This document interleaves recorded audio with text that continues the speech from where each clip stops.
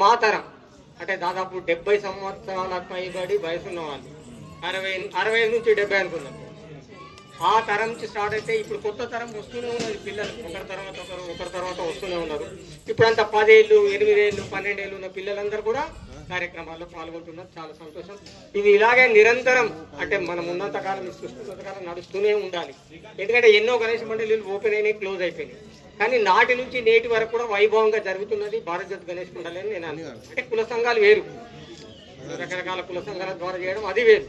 కానీ అందరు కలిసి కులం మత భేదాలు లేకుండా, ఒకప్పుడు మతాలు కూడా భేదం ఉండేది కాదు. ఈ మధ్య కొద్దిగా అక్కడక్కడ కూడా వస్తున్నాయి. మేము ఎంత కష్టపడే వాళ్ళం అంటే గణేష్ మండలి పెట్టడానికి అప్పుడు రూపాయి 2 రూపాయలు ఇస్తే గొప్ప చందా అయిపోతుంది. కొనుక్కోవడానికి డబ్బులేమి ఉండేవి కాదు.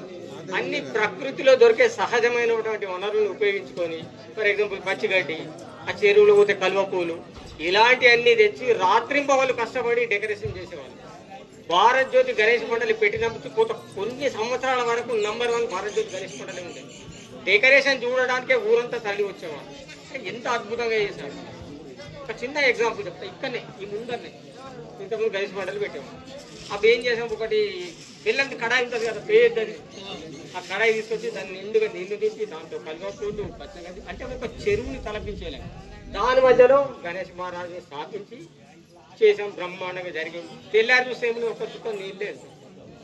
అంటే ఎక్కడో లీకేజ్ ఉన్నది, మొత్తం నీళ్ళని పోయింది. మళ్ళీ కష్టపడి ఒకరు కాదు ఇద్దరు కాదు, అప్పుడు కనీసం 20-30 మంది కష్టపడేవాళ్ళు. చిన్న చిన్న పిల్లలు కూడా నేనున్నాను నేను పరిగెత్తుకుంటూ వచ్చేవాళ్ళు. మళ్ళీ ఏదైతే ఉండేదో అంతకుముందు అంతకన్నా వైభవంగా మళ్ళీ ప్రతిష్టాపన. అంటే అలా రాత్రనక పగలనక కష్టపడే వాళ్ళం. అమ్మ తిట్టేది, నాన్న తిట్టేది, వీళ్ళకి ఏం పని లేదు పని లేదు, అక్కడ పోయి కూర్చుంటారు. పీడ మేమే తెచ్చేవాళ్ళం, అలుకు మేమే, చీపురు మేమే పట్టేవాళ్ళం. అంత కష్టపడేవాళ్ళం. ఇప్పుడు కష్టం లేకున్నా కానీ వనరులు అయితే చేకూర్చాలి కదా, అలా చేకూర్చు అద్భుతంగా ఈ ఏదైతే పరంపర కొనసాగిస్తుందో ప్రతి ఒక్కరికి కూడా పేరు పేరున ధన్యవాదాలు చేస్తున్నాం. ఇంతమందిని ఒక వేదిక పైన కూర్చోబెట్టి మరి గత జ్ఞాపకాలన్నీ మాకు మనసులో తిరుగుతున్నాయి. ప్రతిదీ చెప్పలేం కదా. ఇంకా భక్తులు కూడా చాలా మంది ఉన్నారు. ఇది ఇలాగే కొనసాగాలని భగవంతుడు మీకు అష్టైశ్వరాలు కల్పించాలని గణేష్ మహారాజుని ప్రార్థిస్తుంది. మీ అందరూ కూడా మళ్ళీ పేరు పేరున ధన్యవాదాలు. ఇది సాయన గారు చెప్పారు. అయితే అప్పుడు స్టార్టింగ్ లో నియర్లీ వాస్తవంగా చెప్తున్నా నా యొక్క 10th క్లాస్ ఎప్పుడైపోయింది 73లో అయిపోయింది, 73లో అయిపోయింది. 73 అయిపోయిన తర్వాత 75లో ఈ భారత్ జ్యోతి గణేష్ మండలి స్థాపించాము. ఎవరు దానికి? సాయన్న, నేను, మన బిఎన్ చారి అంటే సూరిబాబు అన్నగారు, అలాగే ప్రకాష్ రమేష్ వాళ్ళ అన్నగారు. అప్పుడు స్టార్ట్ చేసాం. అప్పుడు నవిపేటలో గణపతులంతా పెద్ద గణపతి ఎక్కడ లేదు. అంచెలంచెలుగా ఎక్కడెక్కడ తెలియడం గణపతికి, దానికి స్థిరమైనటువంటి ఒక ప్లేస్ లేదు. ఎక్కడో రామ్నాథ్ ఇంట్లో పెట్టినాం, ఎప్పుడు రమేష్ ఇంట్లో పెట్టినాం, మా ఇంట్లో అప్పుడు ఇల్లు చిన్న ఇల్లు ఉండే అప్పుడు గుడిస, అందులో పెట్టినాం. అన్ని తిరుగుకుంటూ లాస్ట్ వచ్చి ఇక్కడ తిష్ట వేసింది గణపతి. కాబట్టి ప్రస్తుతానికి ఇక్కడే ఉండాలని నేను అందరి తరపున కోరుకుంటున్నాను. ఇక్కడే స్థిర నివాసం కావాలని నేను కోరుకుంటున్నాను. అలాగే ఉన్నటువంటి స్థల దాత దయచేసి మనం కూడా ఆయనను కొద్దిగా ఎంకరేజ్ చేయాలి.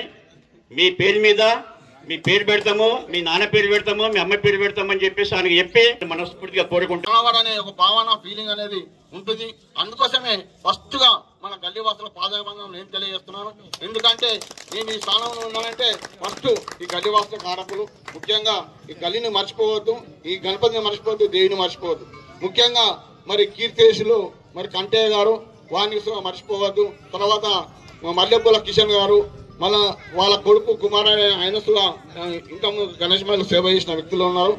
తాళ నర్సయ్య గారు, ఇంకా చాలా మంది కీర్తిశేషులు అయినారు. వాళ్ళు అప్పటి నుంచి మాకు సహకారం అందించారు. వాళ్ళు డైరెక్ట్ కార్యక్రమాలతో పాల్గొన్న వ్యక్తులు మరి వాళ్ళు కీర్తిశేషులు అయినారు. వాళ్ళకు శ్రద్ధాంజలి ఘటిస్తున్నాం. ఎందుకంటే వాళ్ళు చేసిన సేవలతో చాలా గొప్పవి.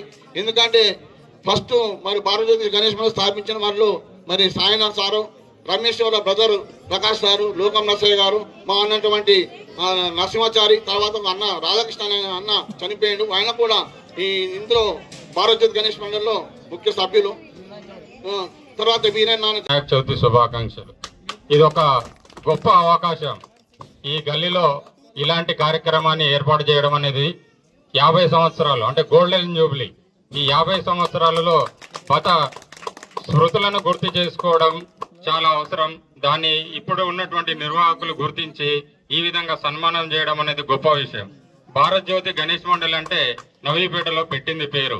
మా అన్నతరం తర్వాత మేము కూడా కొన్ని సంవత్సరాలు చేసాం. తర్వాత ఇప్పుడు యూత్ వీళ్ళు కూడా బ్రహ్మాండంగా ఆ పేరుని ఇప్పటికి కూడా చిరస్థాయిగా నిలబడుతున్నారు. వీళ్ళ తర్వాత వచ్చేటువంటి తరం కూడా ఇదే విధంగా జ్యోతి వెలుగుతూనే ఉండాలని చెప్పి, ఎప్పటికీ ఆరిపోకుండా అందరు కాపాడాలని చెప్పి మనవి చేస్తున్నాను. అట్లాగే సూర్యబాబు చెప్పారు ఇంతకుముందు, గల్లీకి ఒక ప్రత్యేకత ఉంది. ఇట్లాంటి వ్యక్తులు గల్లీలో ఎక్కడ దొరకరు. ఏ గల్లీనైనా వెళ్ళండి మీరు, ఇక్కడ అందరు ఉన్నారు. నాయకులు ఉన్నారు, ఉద్యోగులు ఉన్నారు, మేధావులు ఉన్నారు, డాక్టర్లు ఉన్నారు, ఇంజనీర్లు ఉన్నారు, హైదరాబాద్ లో ఉన్నారు, అమెరికాలో ఉన్నారు. ప్రతి ఒక్క దగ్గర మన గల్లీ నుంచి వెళ్ళిన వ్యక్తులు ఉన్నారు. కాబట్టి ఇలాంటి గల్లీని మనం కాపాడుకోవాలంటే ఇలాంటి యూత్ ని మనం ఎంకరేజ్ చేయాల్సిన అవసరం ఉంది. వీళ్ళకు మంచి ఫ్యూచర్ ఉంటుందని చెప్పి భావిస్తున్నాను. థ్యాంక్స్. గల్లీ వాసులందరికీ నా ప్రత్యేక ధన్యవాదాలు. థ్యాంక్ యూ అందరికీ. ఎందుకంటే పెట్టి దాదాపుగా 50 సంవత్సరాల దగ్గరకు వస్తుంది. దీనికి ముఖ్య కారణం మన పెద్దలు. వాళ్ళు ఏదైతే స్థాపించారో వాళ్ళ అడుగుజాడలో వాళ్ళ స్ఫూర్తితో మనం పెట్టాం. కాబట్టి మనం కూడా దీన్ని కంటిన్యూ చేస్తాం. మాకు తర్వాత తరమైనటువంటి వాళ్ళు కూడా దీన్ని కొనసాగిస్తారు. మేము దీన్ని ఇంత ఘనంగా నిర్వహించడానికి కారణం మీరు చూపించిన దారి. ఆ దారిలోనే మేము వారి పునాదులతో మేము ఈరోజు ఈ స్థాయిలో ఉన్నాము. మన గల్లీవాసులందరూ కూడా యువత కూడా మంచి భావాలు కలిగిన వారు కూడా ఫ్యూచర్లో మీ చూపించిన దారిలో